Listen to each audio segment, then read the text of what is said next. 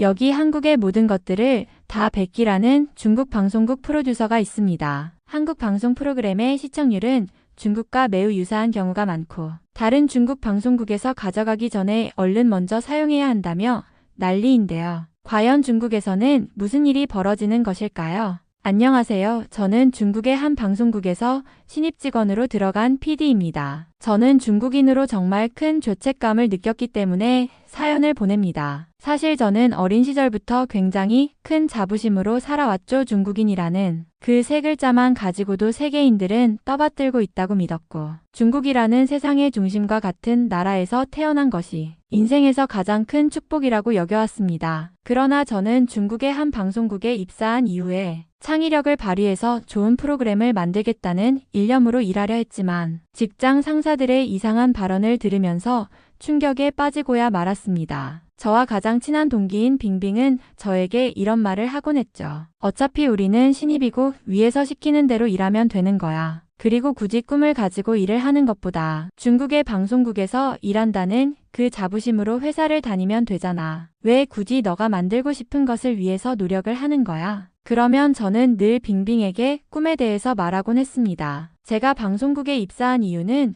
중국 역사에 대한 다큐를 만들거나 중국의 전통 문화를 알리는 프로그램을 제작하고 싶었기 때문이라고 말했어요. 하지만 빙빙은 한심하다는 듯이 저를 쳐다보며 헛웃음을 지었어요. 그런 걸 누가 보겠어? 사람들이 좋아하는 건 한국 거잖아. 요즘 유행하는 예능이나 드라마 포맷이 다 한국에서 오고 있다는 걸 모르나? 저는 순간 할 말을 잃었어요. 분명 중국은 세계적으로 강대국이라 불리는 나라였고 우리만의 역사와 문화가 자랑스러웠어요. 그런데 정작 방송국에서는 창의적인 프로그램을 만들려는 노력보다는 한국의 인기 프로그램을 그대로 베끼는 게 우선이라고 하니 이해할 수가 없었어요. 며칠 후 회의실에서 열린 기획회의에서 저는 또 한 번 충격을 받았어요. 상사는 거대한 스크린에 한국의 최신 예능 프로그램을 띄운 뒤 말했어요. 지금 한국에서 대박난 프로그램이다. 우리가 이것보다 먼저 만들어야 한다. 중국 스타일로 약간만 바꾸면 된다. 그 순간 저는 이 회사가 창작이 아니라 복제를 업으로 삼고 있다는 사실을 뼛속 깊이 깨달았어요. 한 선배는 웃으며 이렇게 말했어요. 이건 경쟁이야. 한국이 먼저 만든다고 해서 우리가 무시라는 법은 없어. 다른 방송국에서 가져가기 전에 우리가 먼저 베껴서 내보내면 되는 거야. 그 말을 들은 동기들은 아무렇지도 않다는 듯이 끄덕였어요. 오히려 이 방식이 당연하다는 듯 신속하게 한국 방송 자료를 찾아보기 시작했어요. 저는 혼란스러웠어요. 제가 꿈꿔왔던 방송국의 모습은 이런 게 아니었어요. 창작과 도전이 아닌 베끼기와 빠른 선점이 중요하다니. 제가 중국 방송국의 PD로서 어떤 의미를 가질 수 있을까요? 며칠 동안 고민 끝에 저는 방송국의 자료실을 찾아가 직접 한국 방송 콘텐츠를 분석해 보기로 했어요. 그리고 그곳에서 믿을 수 없는 사실을 알게 되었어요. 한국 방송의 인기는 단순히 포맷 때문이 아니라 세심한 기획과 연출, 그리고 제작진의 노력이 만들어낸 결과라는 것이었어요. 단순히 베껴서 될 일이 아니라는 걸 깨달았죠. 하지만 회사에서 원하는 건 그런 고민이 아니었어요.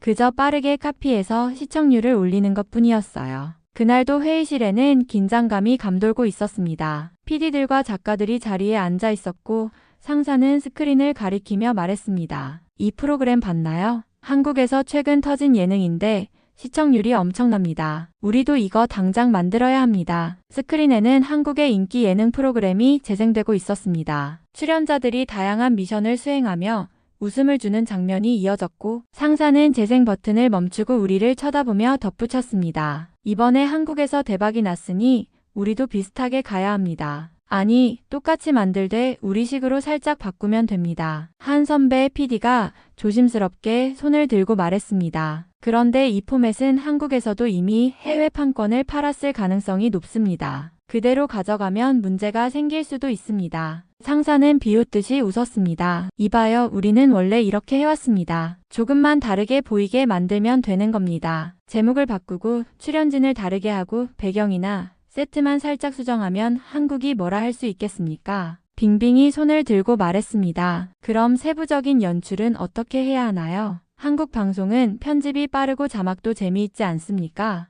상사는 빙빙의 말을 듣고 고개를 끄덕였습니다. 맞아요. 그러니까 우리도 편집 스타일을 비슷하게 가져가야 합니다. 텍스트 자막이 강조되는 부분을 똑같이 살리고 효과음도 한국 예능 스타일로 넣으세요. 몰래카메라 형식도 그대로 살려야 합니다. 저는 용기를 내어 말했습니다. 하지만 이렇게 하면 우리가 독창성을 가질 수 없지 않습니까? 우리가 자체적으로 새로운 포맷을 만들어야 하는 게 아닐까요? 상사는 저를 흘겨보며 한숨을 쉬었습니다. 새로운 포맷? 그런 걸 고민하는 게 PD 일이 아닙니다. 시청률이 나오게 만드는 게 일이에요. 그리고 우리는 창의성 같은 거 따지는 곳이 아닙니다. 한국 프로그램을 참고하는 게 가장 빠르고 확실한 방법입니다. 그 말에 모두가 조용해졌습니다. 회의실에는 순식간에 정적이 감돌았습니다. 아무도 반박하지 않았습니다. 다들 이미 이런 방식이 당연하다는 듯 받아들이고 있었기 때문입니다. 상사는 다시 한국 예능을 재생하며 덧붙였습니다. 이번 주까지 파일럿 프로그램 기획안을 만들어 오세요. 제목은 비슷하지만 다르게, 포맷은 그대로 가되 중국적인 요소를 살짝 넣어서 저작권 문제 걸리지 않게 각색을 잘하세요.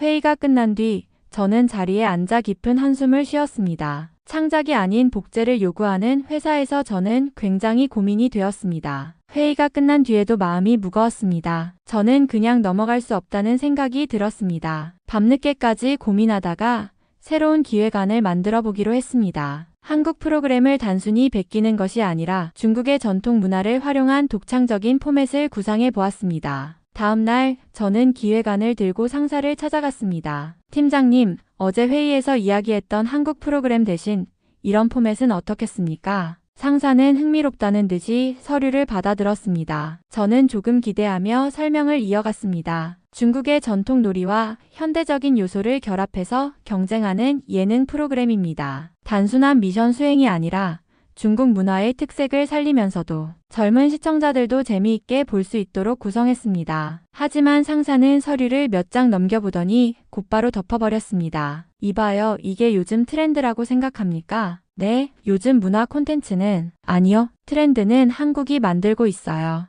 당신이 생각하는 그런 옛날 이야기, 전통놀이 같은 걸 누가 봅니까? 우리가 경쟁해야 할 대상은 한국 프로그램인데 이런 걸로 어떻게 상대하겠어요? 하지만 이대로 한국 포맷을 베끼는 건 너무 뭐요? 불만 있습니까? 저는 순간 입을 다물었습니다. 상사는 제 기획안을 책상 위에 던지듯 내려놓고 한숨을 쉬었습니다. 그래서 말인데 당신이 직접 한국에 가보는 게 좋겠습니다. 네, 한국에요. 그래요. 이번에 한국 방송 관계자들과 미팅이 잡혀 있습니다. 겉으로는 교류라고 하지만 사실상 우리가 뭘 가져올 수 있는지 보는 자리입니다. 당신도 같이 가서 한국 방송 시스템을 배우고 우리가 어떻게 활용할 수 있을지 조사하세요. 저는 순간 당황했습니다. 한국 방송 시스템을 배우라는 것은 결국 더 정교하게 베껴오라는 의미였습니다. 하지만 거절할 수도 없었습니다. 출장을 준비하는 동안에도 마음이 복잡했습니다. 이번 기회에 한국의 방송 시스템을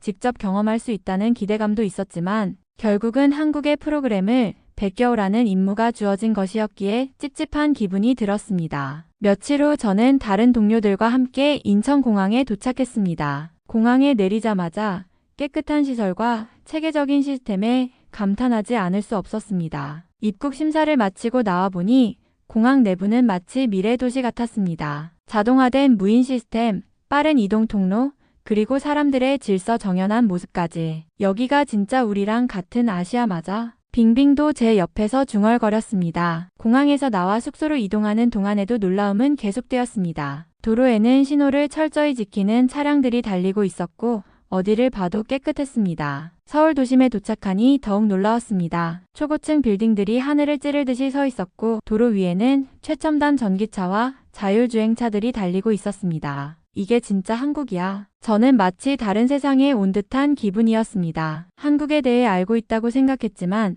실제로 와보니 제가 알던 것보다 훨씬 더 발전해 있었습니다. 거리 곳곳에는 편리한 대중교통시설이 자리 잡고 있었고 사람들은 스마트폰 하나로 모든 걸 해결하고 있었습니다. 숙소에 짐을 풀고 난 뒤 우리는 한국방송국과의 첫 미팅을 위해 이동했습니다. 방송국 건물은 최첨단 시설로 가득 차 있었고 스튜디오 내부는 말 그대로 미래형 공간이었습니다. 모든 것이 자동화되어 있었고 심지어 AI를 활용한 편집 시스템까지 도입되어 있었습니다. 우리랑 비교하면 차원이 다르다. 빙빙이 낮은 목소리로 중얼거렸습니다. 저도 고개를 끄덕일 수밖에 없었습니다. 회의실에 들어가자 한국 방송 관계자들이 우리를 맞이했습니다. 그들의 태도는 친절했지만 동시에 자신감이 넘쳐 보였습니다. 그리고 미팅이 시작되자 저는 그들이 단순히 기술적인 부분뿐만 아니라 콘텐츠의 질과 방향성에서도 우리보다 훨씬 앞서 있다는 사실을 깨닫게 되었습니다. 한국 PD들은 프로그램을 기획할 때 단순히 시청률을 올리는 것이 아니라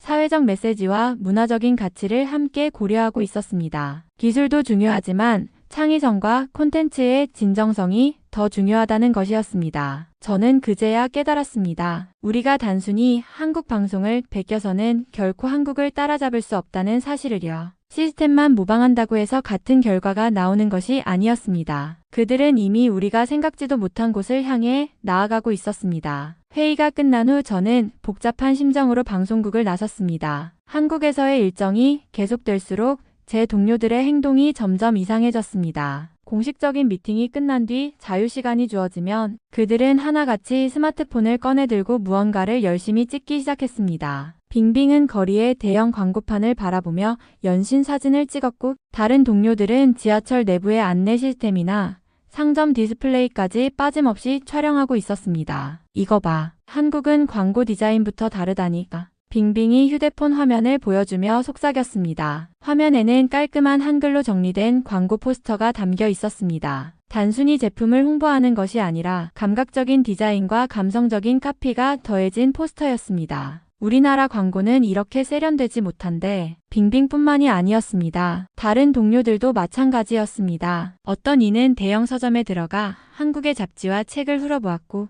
또 어떤 이는 대형 마트에서 상품 패키지 디자인을 찍으며 감탄하고 있었습니다. 야, 이거 봐. 한국은 이런 상품 설명도 감각적으로 해놨어. 그냥 제품을 파는 게 아니라 브랜드 스토리를 만들고 있어. 저는 그들의 행동을 보며 씁쓸한 기분이 들었습니다. 겉으로는 한국 프로그램을 베끼는 것에 대한 죄책감을 느끼는 척하면서도 실제로는 한국의 콘텐츠와 디자인을 어떻게든 가져가려는 모습이었습니다. 심지어 숙소에 돌아와서도 그들은 저마다 휴대폰을 붙잡고 있었습니다. 어떤 동료는 유튜브에서 한국 광고 영상을 찾아보며 열심히 메모를 하고 있었고 또 다른 동료는 SNS에서 한국 드라마 관련 게시물을 저장하고 있었습니다. 한국이 왜 콘텐츠 강국인지 알겠어? 빙빙이 저를 보며 말했습니다. 그냥 기술만 좋은 게 아니야. 세세한 부분까지 신경을 써. 작은 광고 하나에도 감성이 있고 제품 패키지에도 스토리가 있어. 우리는 저런 걸 신경 쓰지 않잖아. 저는 대답하지 못했습니다. 저 역시 한국에 와서 보고 들은 것들이 머릿속에서 계속 맴돌고 있었기 때문입니다. 단순히 방송 기술의 차이만이 아니었습니다. 한국은 콘텐츠를 만들 때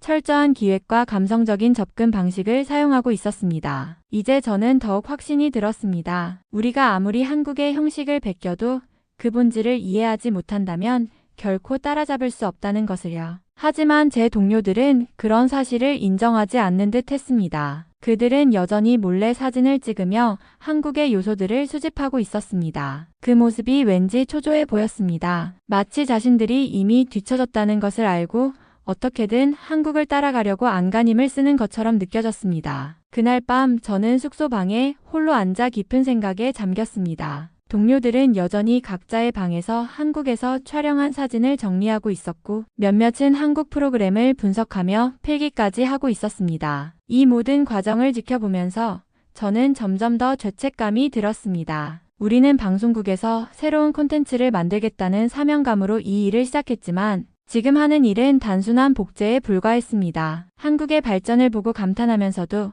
우리는 한국의 것을 그대로 가져와 우리의 것인 척 포장하려 하고 있었습니다. 저는 결국 참을 수 없어서 거실로 나갔습니다. 빙빙을 비롯한 동료 몇 명이 노트북을 펼쳐두고 한국 예능 프로그램의 특정 장면을 분석하고 있었습니다. 이거 봐, 이 구도를 그대로 사용하면 돼. 자막 스타일도 비슷하게 가고. 빙빙이 다른 동료와 이야기를 나누고 있었지만 저는 그들에게 다가가 조심스럽게 말을 꺼냈습니다. 우리 이런 식으로 계속 베끼기만 해도 괜찮을까? 모두가 저를 쳐다보았습니다. 빙빙이 곧바로 반응했습니다. 그럼 어떻게 하라는 거야? 우리 방송국은 원래 이런 식이잖아. 그런데 이렇게 계속 따라가기만 하면 우리한테 남는 게 있을까? 저는 그들의 눈을 마주보며 말을 이어갔습니다. 솔직히 인정해야 할 것 같아. 우리가 아무리 한국 걸 베껴도 절대 한국처럼 만들 수 없어. 한국 콘텐츠가 강한 이유는 단순히 형식 때문이 아니라 거기에 담긴 스토리와 철학 때문이야. 빙빙은 입을 다물고 저를 바라봤습니다. 다른 동료들도 말없이 저를 지켜봤습니다. 왜 우리는 우리만의 걸 만들 생각을 하지 않는 거야? 제 목소리는 떨리고 있었습니다. 우리에게도 충분한 문화와 역사가 있잖아. 중국에도 매력적인 이야기들이 많고 우리만이 다룰 수 있는 주제도 있는데 왜 우리는 매번 한국을 베끼는 데만 집중하는 거야? 잠시 정적이 흘렀습니다. 빙빙이 한숨을 내쉬며 말했습니다. 내 말이 틀린 건 아니야. 하지만 회사가 그런 걸 원하지 않잖아. 그럼 우리가 먼저 변해야지. 저는 단호하게 말했습니다. 우리가 진짜 새로운 걸 만들어야 하는 이유를 회사에 보여줘야 해. 계속 이렇게 베끼는 방식이 아니라 우리만의 콘텐츠를 만들어서 우리도 한국처럼 콘텐츠 강국이 될 수 있다는 걸 증명해야 해. 빙빙은 여전히 회의적인 표정을 지었지만 다른 동료 몇 명은 제 말에 공감하는 듯 고개를 끄덕였습니다. 저는 깊은 숨을 내쉬며 다시 한번 결심했습니다. 이제 저는 단순히 회사의 지시를 따르는 것이 아니라 진짜 우리만의 콘텐츠를 만들 방법을 찾아야 했습니다. 한국을 무작정 베끼는 것이 아니라 한국처럼 창의적인 방식으로 우리만의 가치를 담아낼 수 있는 콘텐츠를 만들어야 한다고 생각했습니다. 그렇지 않으면 우리는 영원히 한국의 그림자에서 벗어날 수 없을 테니까요. 한국 출장을 마치고 회사로 돌아오자마자 우리는 곧바로 보고서를 제출해야 했습니다. 동료들은 자신들이 찍은 사진과 정리한 자료들을 하나씩 꺼내들며 한국에서 배운 것들을 상사에게 보고하기 시작했습니다. 빙빙은 한국 예능의 특정 장면을 편집한 영상을 보여주며 말했습니다. 이 장면의 연출 방식과 편집 기법을 그대로 적용하면 시청자들이 신선하다고 느낄 겁니다. 그리고 이 배경 음악도 유사한 느낌으로 넣으면 분위기를 더 살릴 수 있습니다. 다른 동료들도 한국의 포스터, 광고 디자인, 프로그램, 편집 스타일 등을 하나씩 설명하며 어떻게 하면 비슷하게 만들 수 있을지를 분석하고 있었습니다. 그러나 저는 그 자리에 앉아 있으면서도 보고서를 제출하지 못하고 있었습니다. 결국 상사의 날카로운 시선이 저를 향했습니다. 너는 뭘 준비했지? 저는 잠시 머뭇거리다 조심스럽게 말했습니다. 저는 한국 프로그램을 단순히 베끼는 것이 아니라 우리만의 독창적인 콘텐츠를 만들어야 한다고 생각합니다. 순간 회의실 안이 싸늘해졌습니다. 상사의 얼굴이 일그러졌고 빙빙과 다른 동료들은 당황한 듯 저를 쳐다보았습니다. 뭐라고? 상사가 낮고 단호한 목소리로 물었습니다. 저는 깊은 숨을 내쉬고 계속 말했습니다. 한국은 단순히 포맷이 좋아서 성공한 게 아닙니다. 그들은 콘텐츠 하나를 만들 때에도 철저한 기획과 스토리텔링을 고민합니다. 우리가 단순히 겉모습만 베껴서는 결코 같은 수준에 도달할 수 없습니다. 차라리 우리만의 강점을 살려서 그만. 상사는 제 말을 끊고 책상을 쾅 내리쳤습니다. 내가 뭘 안다고 그렇게 떠드는 거지? 하지만 우리는 지금 당장 시청률이 나올 프로그램이 필요해. 창의적인 콘텐츠, 새로운 시도? 그런 건 내가 그럴 권한이 있을 때 하는 거야. 지금 내가 해야 할 일은 시키는 대로 베껴오는 거라고. 상사의 목소리는 점점 더 거칠어졌고 동료들은 숨죽이며 저를 바라보았습니다. 내가 한국에 가서 배워야 할 건 그런 이상적인 이야기가 아니야. 우리는 한국보다 빠르게 그리고 더 효율적으로 만들 방법을 찾아야 해. 그런데 내가 보고 온 건 겨우 창의성 같은 허무맹랑한 이야기뿐이야. 저는 할 말을 잃었습니다. 상사는 한숨을 내쉬며 자리에서 일어났습니다. 너 같은 애들은 필요 없어. 내가 하고 싶은 대로 창의적인 콘텐츠를 만들고 싶다면 여기 말고 다른 곳에서 해. 그 순간 저는 해고당했다는 사실을 깨달았습니다. 빙빙과 다른 동료들은 아무 말도 하지 못했습니다. 저는 천천히 자리에서 일어나 마지막으로 모두를 둘러보았습니다. 그들의 눈에는 연민과 두려움이 섞여 있었습니다. 하지만 아무도 저를 두둔하지 않았습니다. 결국 저는 조용히 회의실을 떠났습니다. 회사 밖으로 나왔을 때 차가운 바람이 얼굴을 스쳤습니다. 모든 것이 끝난 듯 했지만 저는 오히려 마음 깊은 곳에서 묘한 해방감을 느꼈습니다. 비록 직장을 잃었지만 적어도 저는 더 이상 누군가의 그림자를 따라가는 삶을 살지 않아도 되니까요. 회사에서 잘리고 난 후 저는 며칠 동안 아무것도 할 수 없었습니다. 처음에는 억울했습니다. 하지만 곧 깨달았습니다. 이건 단순한 해고가 아니었습니다. 저는 더 이상 이 사회에서 받아들여질 수 없다는 사실을 확인한 것이었습니다. 창의성을 말하는 순간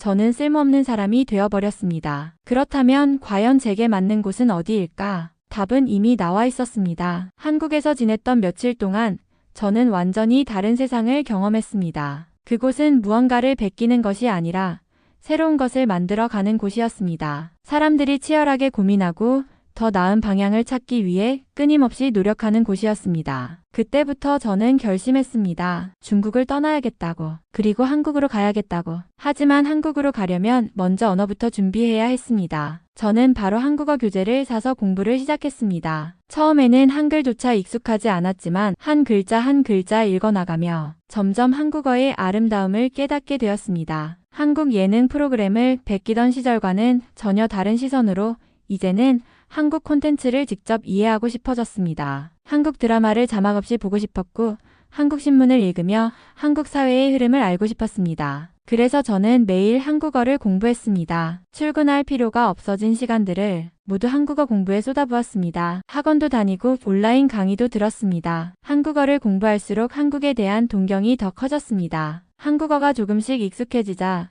저는 본격적으로 한국행을 준비했습니다. 비자를 알아보고 한국에서 공부할 수 있는 방법을 찾기 시작했습니다. 가장 먼저 해야 할 일은 유학을 가는 것이었습니다. 한국에서 직접 공부하면서 한국 사회를 경험하는 것이 최선의 방법이라 생각했습니다. 한국 대학교의 입학 조건을 알아보며 어떻게 하면 한국에서 공부할 수 있을지를 고민했습니다. 그 과정에서 한국에 대한 제 감정은 단순한 좋아함에서 진심 어린 동경으로 변해갔습니다. 제가 중국에서 느낄 수 없었던 자유로움과 창의성, 그리고 스스로 생각하고 표현할 수 있는 환경이 한국에는 있었습니다. 저는 그런 곳에서 살고 싶었습니다. 그래서 저는 더 이상 망설이지 않았습니다. 가장 중요한 것은 행동이었습니다. 중국을 떠나기 위해 필요한 준비들을 하나씩 해나갔습니다. 한국어 공부, 유학 서류 준비, 필요한 자금 마련까지 하나하나 차근히 준비하면서 저는 점점 더 한국으로 가까워지고 있었습니다. 그리고 저는 확신했습니다. 이제 저는 더 이상 남의 그림자를 좇는 삶이 아니라 제 스스로의 길을 걸어가겠다고. 그 길의 끝에 한국이 있을 것이라 믿었습니다. 한국행 비행기에 몸을 실었을 때 저는 오직 기대와 설렘만을 가지고 있었습니다. 이제 드디어 제가 꿈꿔왔던 나라에서 새로운 삶을 시작할 수 있다는 생각에 가슴이 뛰었습니다. 모아둔 돈을 전부 들고 한국으로 건너와 작은 원룸을 구했습니다. 서울 한복판은 아니었지만 대중교통이 편리해서 어디든 갈 수 있는 곳이었습니다. 한국어 학원도 등록하고 한국 문화를 직접 체험하면서 친구들을 사귀기 시작했습니다. 처음에는 조심스러웠지만 한국 친구들은 저를 따뜻하게 맞아주었습니다. 한국어가 아직 서툴렀지만 그들은 인내심을 가지고 제 말을 들어주었고 이해하기 쉽게 천천히 말해주었습니다. 저는 그 친절함에 또 한 번 감동했습니다. 어느 날 친구들과 함께 쇼핑을 하러 가게 되었습니다. 너는 어떤 브랜드 좋아해? 친구 하나가 물었습니다. 저는 당당하게 대답했습니다. 나는 한국 브랜드 화장품 좋아해. 이거 봐, 이 립스틱도 한국 거야. 그러자 친구들이 제 화장품을 유심히 보더니 어딘가 이상하다는 표정을 지었습니다. 이거 한국 브랜드 아니야. 뭐? 이건 중국에서 만든 짝퉁이야. 로고가 미묘하게 다르고 정품에서는 이런 색상이 없거든. 저는 순간 머리가 멍해졌습니다. 믿을 수 없다는 듯이 화장품을 들여다보았습니다. 내가 한국 브랜드라고 믿고 쓰던 제품들이 사실은 가짜였다니. 설마 이것도? 저는 가방에서 파운데이션, 아이섀도우, 마스카라까지 꺼내며 친구들에게 보여주었습니다. 그런데 친구들은 하나같이 난처한 표정을 지었습니다. 이것도 가짜야. 다 짝퉁이야. 순간 가슴이 철렁 내려앉았습니다. 충격은 여기서 끝나지 않았습니다. 집에 돌아온 저는 옷장에 걸려있는 옷들을 하나씩 확인했습니다. 한국 브랜드라고 알고 산 옷들이 사실은 한국 스타일을 흉내낸 중국산 모조품이었습니다. 그동안 저는 한국 브랜드를 입고 한국 화장품을 쓰고 있다고 믿었습니다. 하지만 모든 것이 가짜였습니다. 내가 평생을 살아오면서 믿었던 것들 중에 도대체 진짜는 얼마나 있었던 걸까? 한국을 베끼는 방송국에서 일하면서 저는 우리가 한국의 프로그램을 따라하는 이유가 단순히 돈을 벌기 위해서라고 생각했습니다. 하지만 이제 보니 한국을 베끼는 것은 단순한 산업적인 문제가 아니라 이미 제 삶의 모든 곳에 스며든 것이었습니다. 심지어 저 자신도 그 사실을 모르고 살고 있었습니다. 저는 깊은 한숨을 내쉬었습니다. 이제 더 이상 과거로 돌아갈 수 없다는 걸 깨달았습니다. 저는 진짜 한국에서 진짜 한국의 문화를 배우며 더 이상 가짜가 아닌 삶을 살고 싶었습니다. 그리고 한국에서 지내면서 저는 점차 제 자신이 원래 기대했던 것과는 너무 다른 현실에 직면하게 되었습니다. 처음에는 그저 한국에서의 삶이 행복하고 나만의 길을 가고 있다고 믿었지만 시간이 지나면서 점점 더 많은 것들이 제 눈에 들어오기 시작했습니다. 한국에서 지내며 여러 나라에서 온 외국인 친구들을 만났습니다. 그들은 각자 고유의 문화와 이야기를 가지고 있었고 한국에서의 경험을 나누며 서로를 이해해가고 있었습니다. 그들과 이야기를 나누다 보니 제가 이전에 가지고 있던 중국인에 대한 자부심이 얼마나 왜곡된 것이었는지 깨닫기 시작했습니다. 중국인이라고 해서 특별하게 대접받는 것이 아니라는 사실을 실감하게 되었죠. 한국에서 만난 외국인 친구들은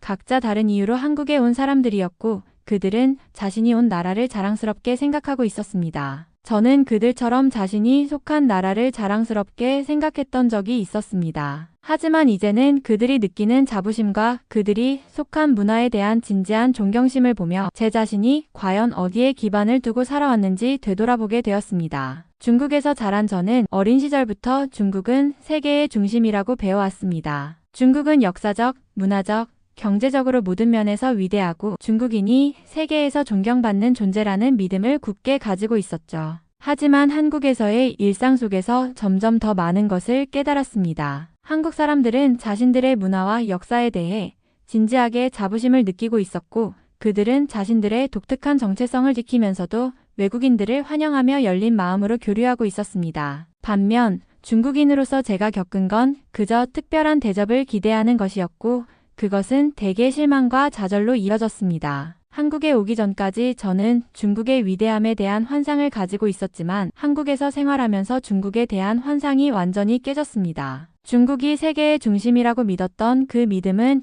이제 과거의 잘못된 생각으로 느껴졌습니다. 중국에서 자부심을 가지고 살아왔던 그 모든 것이 사실은 단지 사람들이 만들어낸 이야기에 불과하다는 사실을 깨달았습니다. 제가 중국인이라는 이유로 특별하게 대접받는 것은 없었고 오히려 외국인으로서 다른 나라 사람들과 비교될 때 저만의 고유한 가치나 정체성은 상대방들에게 잘 전달되지 않았습니다. 그동안 중국에서 살며 쌓은 자부심이 사실은 대외적인 이미지와 상반되는 현실을 모르고 있던 제 자신에게 실망하게 만들었습니다. 한국에서 지내면서 저는 진정한 자부심이란 다른 사람을 존중하고 그들의 문화와 가치관을 이해하며 서로 교류하는 것에서 나온다는 것을 깨달았습니다. 이제 저는 과거처럼 중국이 세계의 중심이라며 자랑스럽게 말하지 않습니다. 대신 한국에서 얻은 이 깨달음과 경험을 통해 더 넓은 세상을 바라보게 되었고 진정으로 자랑스러운 것은 자신을 솔직하게 마주하는 것이며 진정한 가치는 상대방과의 교류 속에서 만들어진다는 것을 이해하게 되었습니다. 그리고 저는 이제 진정한 자부심을 가지고 한국에서 더 나은 사람으로 성장할 수 있기를 바라고 있습니다. 이번 사연은 여기서 마무리하도록 하겠습니다. 끝까지 시청해주셔서 감사드립니다. 좋아요와 구독은 영상 제작에 큰 힘이 됩니다. 꼭 한 번씩만 눌러주세요. 감사합니다.